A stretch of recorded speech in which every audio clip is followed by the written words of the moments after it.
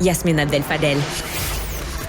Luc Lavoie est avec nous et parlons de Kim Jong-un qui arrive aujourd'hui en Russie pour rencontrer le président russe Vladimir Poutine.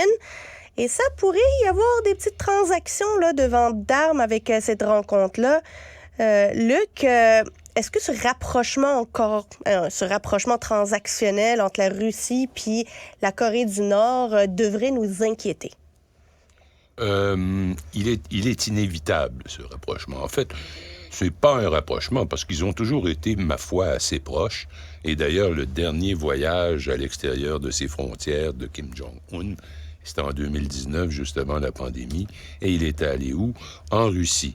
Alors, rapprochement, mais aussi mise en œuvre d'une politique de coopération beaucoup plus intensive. Maintenant, je peux pas m'empêcher de dire un mot sur la façon de voyager de Kim Jong-un. Tout ce qui concerne ce pays-là est mystérieux. C'est fascinant. Bizarre. Impossible à comprendre pour nous. C'est fascinant. C'est comme une planète à part entière. Complètement. C'est un pays, je le mentionne, entre 25 et 30 millions d'habitants, parce que même les statistiques, on n'est pas capable de les avoir. Ils sont tellement fermés que même les services d'espionnage les plus habiles n'arrivent pas vraiment à savoir exactement quels sont les chiffres. On dit que c'est un pays entre 25 et 30 millions d'habitants qui a un produit intérieur brut d'à peu près 1 000 $ par habitant. C'est la pauvreté, ça. C'est de la vraie pauvreté. Là.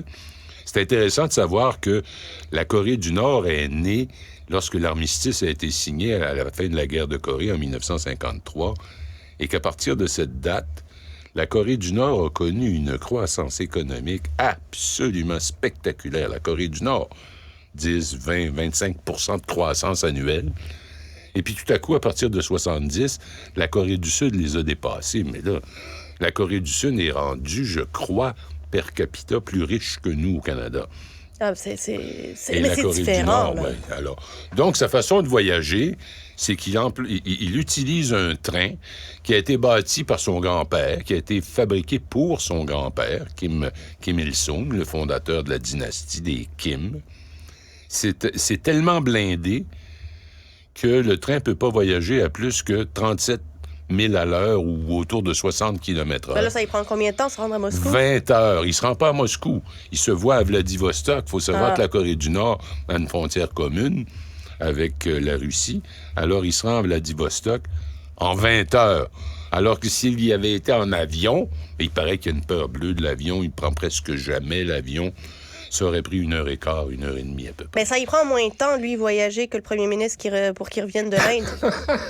Effectivement, j'y avais même pas pensé. Il devrait peut-être essayer le train, M. Trudeau. Et maintenant, on a vu son arrivée à Vladivostok, sa descente du fameux train blindé. C'est incroyable. Ça a l'air d'une forteresse roulante, comprends-tu? Ouais. Et là, l'armée qui l'accueille et tout, puis les honneurs militaires. Mais on ne sait rien du programme. On ne sait pas quand est-ce qu'ils vont se voir. Ils ne se sont pas encore vus, lui et Poutine. Ou alors, ils sont en train de se voir secrètement.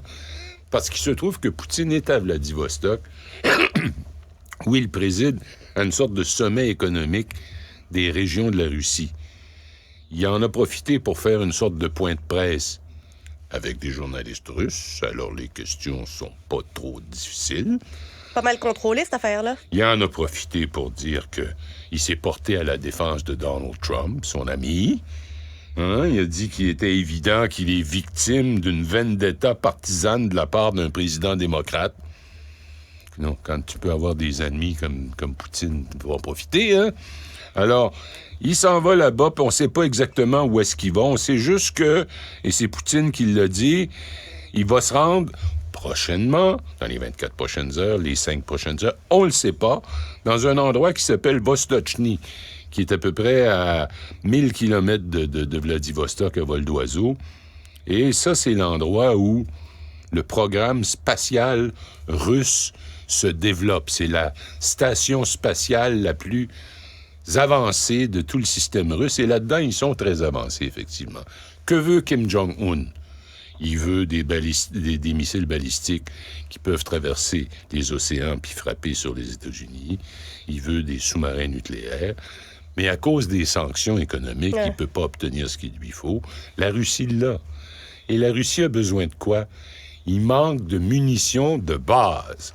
Les munitions de base, c'est des balles pour mettre dans les kalachnikovs, souvent fabriquées en Corée du Nord, parce que ce sont presque les seules industries qui fonctionnent en Corée du Nord, c'est des industries militaires.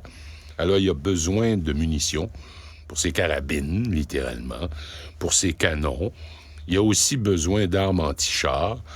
Et la Corée du Nord en fabrique, mais la Corée du Nord fabrique des armes des années 50.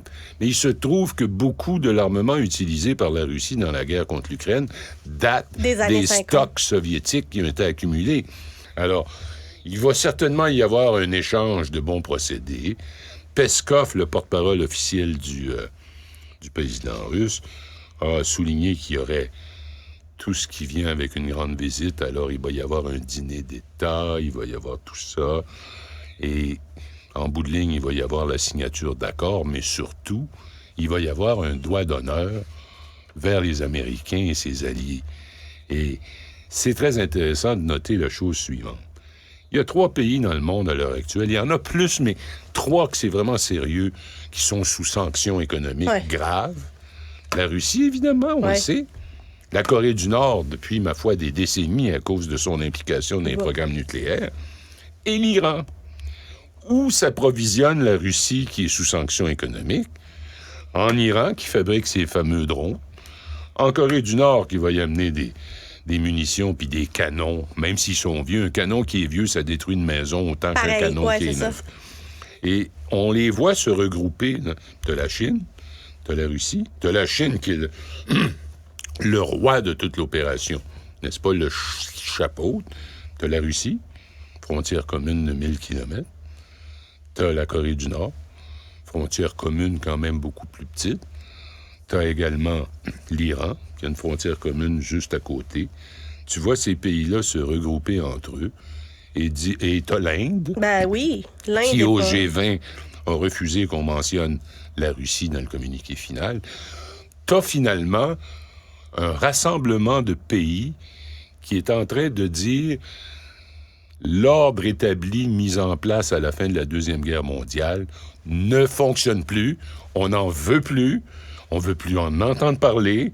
Ce que vous avez à dire contre la guerre de la Russie contre l'Ukraine nous indiffère parce que vous étiez pas mieux quand vous étiez au Vietnam, puis vous étiez pas mieux quand vous avez envahi l'Irak. On n'a pas de leçon de morale à recevoir de vous. Alors, on se retrouve dans la création de nouveaux blocs géopolitiques. L'Europe de l'Ouest est en train de se fracturer face à toute cette menace. Vous avez, évidemment, la France et le Royaume-Uni qui font partie des pays qui ont un droit de veto au Conseil de sécurité des Nations unies à cause de la Deuxième Guerre mondiale, qui sont devenus, ma foi, même pas épeurants, là. C'est à ça qu'on est en train d'assister, à une vitesse assez folle, d'ailleurs, en se souvenant d'une chose. Le pays le plus populeux au monde, c'est maintenant l'Inde, depuis 1 mois et demi, 2 mois, qui ont traversé cette ligne-là. Le deuxième, c'est évidemment la Chine. Tu les mets ensemble, tu as plus de 3 milliards d'habitants. Puis ils sont en train de créer, les Chinois, un satellite ou de multiples satellites autour d'eux. Ça va du Vietnam à la Thaïlande, en passant par le Cambodge, l'Indonésie, la Malaisie. Et dire, l'Asie, là, c'est nous. Vous, les Américains, goodbye. Mais Luc, la question que je me pose... La seule manière de pouvoir baisser la tension de ce nouveau bloc-là, c'est drôle à dire, mais c'est Trump qui est capable de leur parler, puis d'être chummy avec eux, puis de baisser la pression. Ah, mon Dieu Seigneur. J'aimerais croire que t'as raison. Et je sais que tu fais exprès pour faire l'avocate du diable, mais la réalité, c'est que... Écoute, je vais te dire quelque chose qui ressemble... Je vais te dire quelque chose qui ressemble à des affaires de complotistes, mais disons... Ma vision des choses, c'est que Trump est l'outil des Russes depuis très longtemps et que ces 6 faillites, dont les plus grosses, il n'y avait plus une banque qui voulait y prêter d'argent. À part des banques. Et son argent est venu via Chypre. Puis Chypre, c'est par là que passe l'argent russe. Je pense qu'il est-il un agent? Je ne le sais pas. Mais il est vendu à la Russie, là. Et la Russie, présentement, il n'y a rien de bon à aller chercher là. Le Poutine est est dans un délire, là, comprends-tu? L'Ukraine n'existe pas, ce n'est pas un vrai pays, patati et patata. Trump peut pas faire quoi que ce soit dans une situation comme celle-là. En fait, pour être honnête, je pense qu'on est mieux de considérer que les changements auxquels nous assistons vont se permanentiser, si je peux employer cette expression. Cristallisé, là. Se cristalliser, parce que c'est une question géographique. Il faut jamais oublier qu'en diplomatie, en géopolitique, la géographie est toujours un facteur déterminant. La Chine, tu regardes, là, l'Inde, la Chine, l'Asie-Pacifique, ils vont devenir... D'abord, ils sont plus riches. Le pays per capita le plus riche au monde, c'est Singapour. La Corée du Sud est dans les 4-5 meilleurs. La Chine, on n'a plus besoin d'en parler.